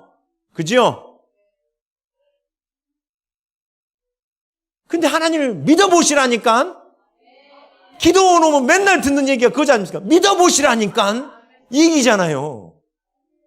근데 그게 안 믿어지는 이유가 하나님이 하란 대로 안 하는 거예요. 하나님은 율법 안에 나눠줘라도 가르치죠. 심어라도 가르쳐요. 섬겨라도 가르치고. 나도 누리라고도 가르치시고 남도 섬기라고도 가르치고 그게 율법이에요. 그런데 이스라엘 백성들이 구약시대 내내 그 율법을 못 지킵니다. 그래서 늘 남의 떡이 커 보인 거예요. 우상숭배한 거예요. 그리고 남의 것을 빼앗고 그런 삶을 산 겁니다. 그렇죠? 그러다 나라가 결국 어떻게 됩니까? 망해요. 망하죠? 그래서 어떻게 됩니까? 혼돈과 공허와 흑암의 바벨론이라는 곳에 사로잡혀가게 됩니다. 하나님이 70년 만에 그들이 돌아오게 하셨죠? 성전을 다시 지었습니다. 다시 주기가 시작된 거죠, 이제. 혼돈과 공허의 바벨론에서 돌아온 거죠. 다시 이게 시작된 거죠. 그런데 그러면서 성전도 만들고 틀도 만들고 성벽도 만들고 느헤미야 성벽도 만들고 틀도 만들고 이렇게 하죠. 근데 문제가 뭐냐? 속이 안 채워졌어요. 또 아니 틀도 안 만들었어요. 느헤미야서에 보면 안식을 안 지키는 것 때문에 그리고 이방여인하고 통혼하는 것 때문에 느헤미야가 열받아가지고 족장들 방백들 불러가지고 머리를 다 뽑아버려요. 그냥 실제로 나와요. 머리 다 뽑았다고. 느헤미야가 얼마나 화가 났는지. 아직도 율법을 안 지키냐 하면서 머리를 다 뽑아버렸어요. 아니 바벨론 포로 생활 70년 하고 왔는데도 아직도 율법을 겉으로 기록되는 그 율법을 지킬 생각들을 안 하고 있었던 겁니다. 그러면서 우리는 말라기가 끝납니다. 불안한 이스라엘의 모습을 보면서. 그러면서 말라기와 마태복음 사이에 400년간의 침묵기, 성경의 침묵기가 있죠. 그 시기가 바로 헬라가 지배하던 시기예요. 그때 어떤 일이 있었는가? 안티오쿠스 에피파네스 4세가 그 제2차 지어진 성전 안에다가 제우스상을 갖다 세워놓고 돼지 피를 갖다가 성전에다 뿌리는 일이 생깁니다. 이게 뭔 얘기냐? 다시 성전이 무너지게 생긴 거예요. 그러면서 이스라엘 안에 위기의식이 생깁니다. 우리가 이러다가 두 번째 성전도 무너지고 결국은 또 망하고 포로로 잡혀가겠다. 이 위기의식이 생깁니다. 그러면서 그들 가운데 하시딤 운동이 전개돼요. 하시딤 운동이 뭐냐면 철저히 율법대로 살자예요. 그래서 처음에는 얼마나 철저히 율법대로 살았냐면 안식일 날 적군이 쳐들어와도 싸우지 않았어요. 그래서 다 죽습니다. 그렇게 나중에 율법 수정. 안식일 날에는 최소한 보호를 위해서는 싸울 수 있음 하고 수정한 거예요. 처음에는 안식일 날이라고 안 싸워서 죽었습니다. 왜요? 이제는 우리가 율법을 안 지킴으로 나라가 망하는 일이 생기면 안 되겠다 싶어가지고. 그랬죠? 그랬어요. 그래서 철저히 율법을 지키면서 이 하시딤 운동이 바리새파 운동으로 연결돼요. 그래서 바리새파 운동을 통해서 정말 사람들이 열심히 율법을 지키기 시작해요. 왜? 이러다가 또 성전이 또 파괴되고 나라를 잃을 것 같으니까. 그래서 율법을 열심히 지킵니다. 율법을 정말 열심히 지켰어요. 그래서 그때 바로 예수님이 오신 거예요. 왜요? 겉에 율법이 기록됐으니까 이제는 뭘 해야 되는 거예요? 속에 율법을 기록해야겠죠? 에레미야 31장 찾아보세요. 에레미야 31장 33절 31장 33절 에레미야 31장 33절. 자, 앞에 자막 보시고 못 찾으신 분은 함께 읽습니다. 그러나 그날 후에 내가 이스라엘 집과 맺을 언약은 이러하니 곧 내가 나의 법을 그들의 속에 두며 그 다음 그들의 마음에 기록하여 나는 그들이 하나님이 되고 그들은 내 백성이 될 것이라. 여호와의 말씀이라. 보세요. 하나님이 하나님의 법을 이제 어디다 기록한다고 나와요? 마음에, 속에 기록한다는 거예요. 근데 속에 기록하려면 먼저 뭐가 만들어져야 돼요? 틀이 만들어져야 되는 거예요. 근데 틀이 만들어졌습니까? 안 만들어졌습니까? 안 만들어졌다가 예수님 오실 때쯤에 만들어졌어요. 만들었던 증거. 제가 아까 그랬죠. 율법을 지키면 왕의 아이덴티티가 생긴다 했죠. 그 증거. 이스라엘 백성들이요. 로마가 그 당시에 식민지로 지배하고 있었지 않습니까? 로마가 지배하고 있었죠. 자, 로마 사람들이 더 뛰어난 민족입니까? 이스라엘이 더 뛰어난 민족입니까? 객관적으로. 당연히 지배하고는 로마가 뛰어나죠. 이스라엘 사람들이 뭐라고 말하는 줄 아세요? 저 부정한 로마 사람들의 집에 들어가지 마라. 누가 더 뛰어나다고 생각해요? 자기네들이. 예수님의 제자들이 손 안 씻고 먹었다고 더럽게 손도 안 씻고 먹느냐. 왕처럼 된 거예요. 아이덴티티가. 그죠? 거지들은 손 안 씻고 먹거든요. 정말 그들이 율법을 제대로 지켰더니 그들의 아이덴티티가 올라온 거예요. 그렇죠? 틀이 만들어진 거예요. 근데 뭐는 아직 안 됐습니까? 속은 아직 안 채워져 있겠죠. 자, 요한의 세례와 예수님의 세례의 차이점이 뭐냐? 요한의 세례는 틀을 만들기 위한 세례입니다.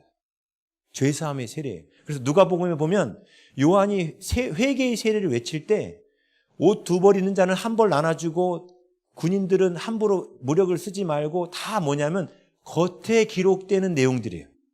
단 한 가지도 세례 요한은 속에 있는 것에 대하여 죄를 다루지 않습니다.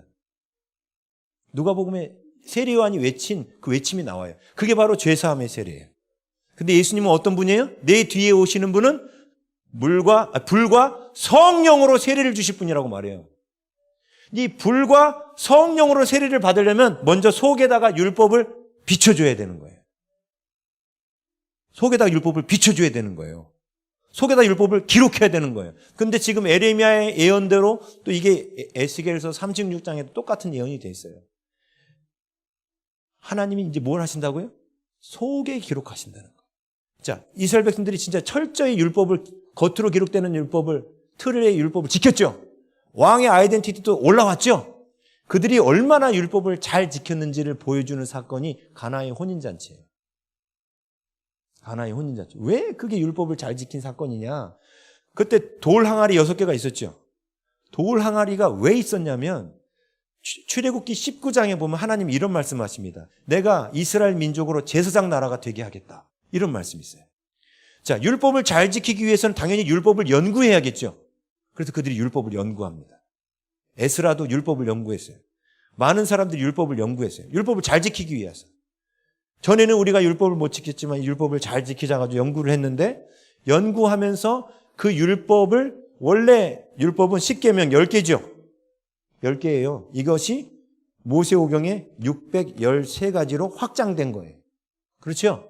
그래서 모세오경에는 613가지 율법이 나온다고 유대인들이 그렇게 기준을 잡아놨어요. 근데 이 613가지의 율법을 더 잘 지키기 위하여 이들이 이거를 10,000가지로 확대합니다.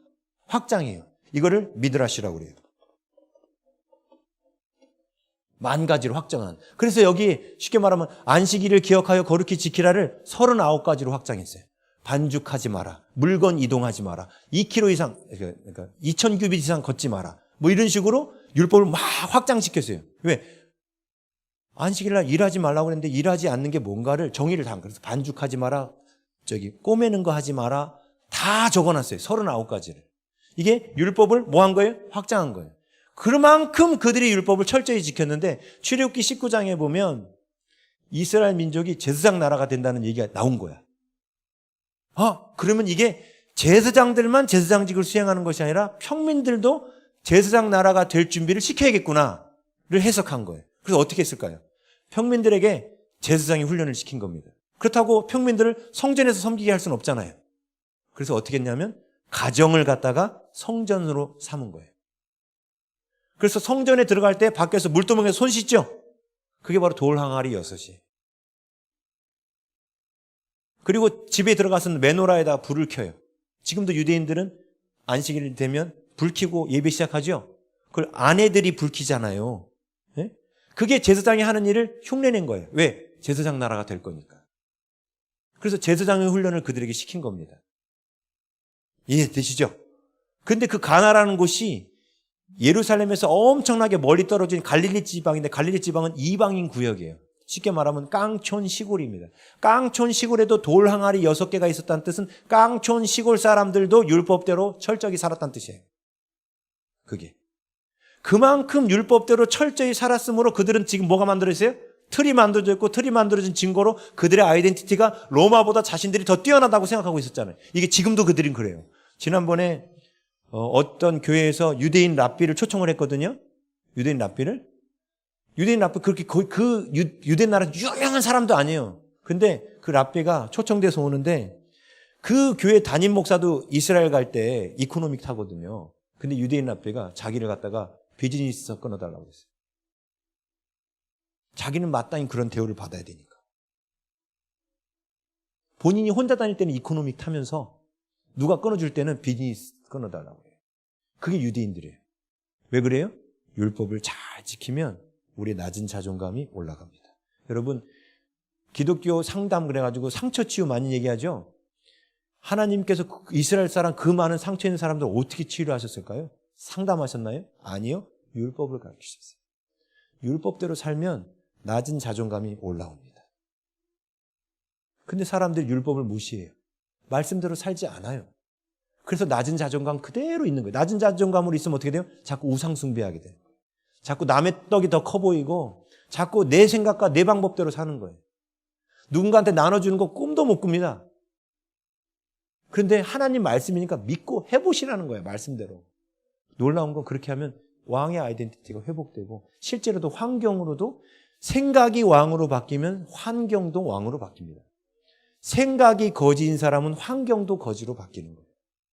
그래서 하나님은 율법을 통해서 왕의 아이덴티티를 올려준 거예요. 근데 문제는 뭐냐? 아직 속에는 기록이 되지 않았다니까요. 사복음서 가운데 마태, 마가, 누가, 요한복음 가운데 마태복음은 유대인 크리스찬들을 향해서 쓰여진 겁니다. 자, 유대인 크리스찬들이라 하면 율법을 잘 알고 있는 크리스찬이에요. 그래서 마태복음에만 산상수훈이라는 게 있습니다. 자, 예수님이 뭐 하러 오셨다고요? 속의 율법을 기록하러 오셨죠? 산상수훈 어떻게 시작해요? 심령이 가난한 자는 복이 있나니. 속으로 시작합니다. 그리고 구제하라는 말씀 하지 않으셨습니다. 뭐라고 하셨냐면 구제하면서 남들이 알아주기를 바라지 않느냐. 그는 이미 자기 상을 받았느니라. 금식하면서 남들이 알아주기를 바라지 않느냐. 그는 이미 자기 상을 받았느니라. 자꾸 예수님이 뭐 갖고 얘기해요? 속 갖고 얘기해요. 속 갖고. 그렇죠? 자, 보십시오. 이게 너무나 중요한 건데 우리 한국교회의 말씀을 몰라가지고 목사님들이 실수한 것 중에 하나가 자녀 키울 때 겉의 율법을 기록하지 않고 속부터 기록하려고 하는 거예요. 뭔 얘기냐면 내 자녀가 학교 가가지고 싸웠어. 그럼 목사님들이 교인들 자녀하고 싸운 거야. 그럼 목사님들이 어떻게 행동합니까? 무조건 내 자녀 혼냅니다. 그렇죠?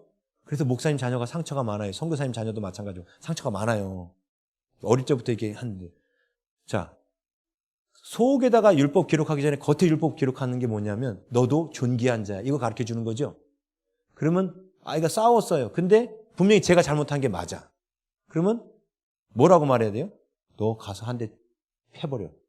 이렇게 말해야 돼요. 왜? 너도 존귀한 자야. 이렇게 말해야 되는 거예요. 자, 보십시오. 제가 예를 들어볼게요. 어떤 사람이 태어나자마자 장애가 있고 몸이 허약해서 고아원 가서도 맨날 두들겨 맞아. 그런데 고아원에서 전도사님이 서가지고 설교를 하는 거예요. 여러분, 오른뺨을 맞거든 왼뺨을 돌려대세요. 오리를 가자 하면 십리를 가세요. 그런 거예요. 얘는 어차피 맨날 두들겨 맞는 애예요. 제가 이 아이가 이 말씀 듣고 남이 때릴 때 그래 나는 오른뺨 맞을 때 왼뺨 돌려대는 애야. 난 이렇게 존귀한 자 이렇게 생각할까요? 생각 안 합니다. 얘한테 뭐부터 가르쳐야 돼요? 율법부터 가르쳐야 돼요. 이에는 이, 눈에는 눈. 너도 가서 한 대 때려. 왜? 너도 존귀한 자니까. 이거부터 가르쳐야 되는 거예요. 그래서 틀이 만들어져야 돼요.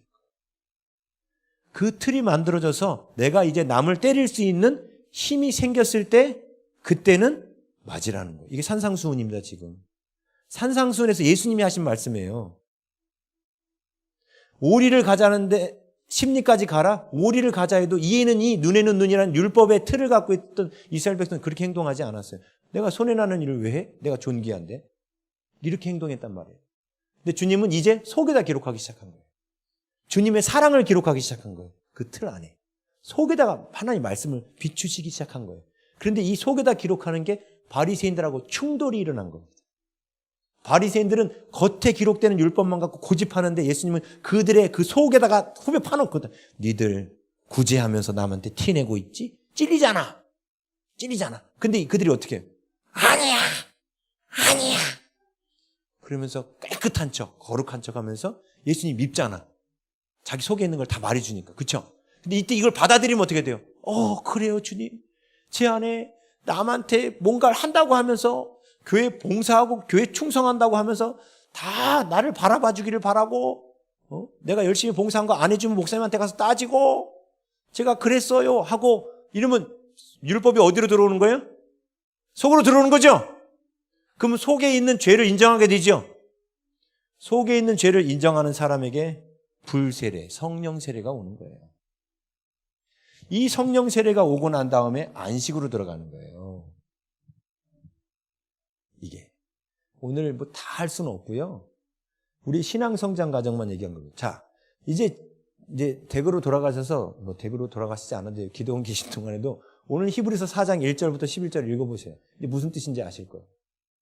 이제 그 안식에 들어가길 힘써라. 뭔 얘기예요? 틀을 갖춰라. 그리고 너희 안에 하나님의 성품으로 채워라. 근데 채워지지 않는 나의 모습 때문에 애통이 터져요. 그게 심령이 가난한 자가 바로 받는 세례가 성령 세례입니다. 성령 세례는 은사적 임함이 아닙니다. 성령이 어떤 일을 하신다고 했어요? 지킬 수 없는 율법을 지키도록 힘이 되어주시는 거예요. 우리 육신이 연약하여 할 수 없는 그것을 하나님은 하시나니. 내가 나를 괴롭히는 그 사람을 사랑해야 되는데 주님 제 안에 사랑이 없어요. 사랑이 없어요. 자꾸 미움밖에 안 올라와요. 이게 뭐냐면 내 속을 보는 거죠. 자기 텅 빈 걸 보는 거예요. 겉모습은 사랑하려고 그 사람 앞에 웃음도 지어보고 그 사람한테 밥도 사주지만 하나님 속에는 솔직히 사랑이 없어요. 이게 뭘 보는 거예요? 겉은 사랑을 베푸고 있지만 속에 사랑이 없다는 걸 아는 거예요. 근데 이게 내 힘 갖고 안 된다는 걸 아는 사람이에요. 속이 텅 비었음을 아는 사람이에요. 속이 텅 비었음을 아는 사람에게 하나님의 영이 들어와서 우리 육신이 연약하여 할 수 없는 그것을 하나님은 해주시는 거예요. 주님 제 안에 오셔서 그 사람을 사랑할 수 있게 해주세요. 텅 빔을 본 사람 안에만 하나님의 성령이 임하여 그 사람이 하나님의 말씀대로 행할 수 있는 능력이 되어주시는 겁니다. 근데 광야 훈련이 뭐였느냐? 그 능력이 되어주셔서 행했을 때 이게 내가 한 거예요? 하나님이 하시는 거예요? 그걸 인정하는 삶이 되게 하시려고 광야를 거치게 하시는 거예요. 그게 우리의 믿음 성숙의 과정이에요. 자, 이제 여러분들의 지금 현재 포지션이 어딘지는 이제 들으시면 내가 어디쯤 와 있구나. 내가 아직도 틀도 안 갖춰졌구나. 아직 난 거듭나지도 못했네. 다 사람마다 달라요. 하나님이 나한테는 지금 요즘에 계속 속에 있는 것들을 얘기하시는구나. 어떤 분은 여기 속으로 넘어가지 않고 바리새인 같은 분들이 있어요. 목이 곧은 사람들. 열심히 교회에서 봉사하고 충성한다는 것 때문에 목이 곧아가지고 다 자기를 섬기라고 당회에 가서도 자기가 결정권 주장하고 나 돈 많이 내서 뭐 했으니까. 그게 뭐예요? 목이 곧고 속에는 율법이 들어가고 있지 않은 거예요. 그렇죠? 근데 그분들 비난하지 마세요. 그게 과정이에요. 우리도 다 그 과정을 지나가는 겁니다. 우리도 다 목이 곧아지는 때가 있습니다. 율법대로 열심히 살다 보면 나만큼 봉사해보라고 그래. 나만큼 헌신해보라고 그래 하는 그런 교만한 마음이 우리들 안에 다 올라온 때가 있지 않아요? 와요. 있어요. 그래서 누구도 손가락질할 게 없어요. 우리 안에도 똑같이 다 있다니까요. 드러나느냐 안 드러나느냐의 차이예요.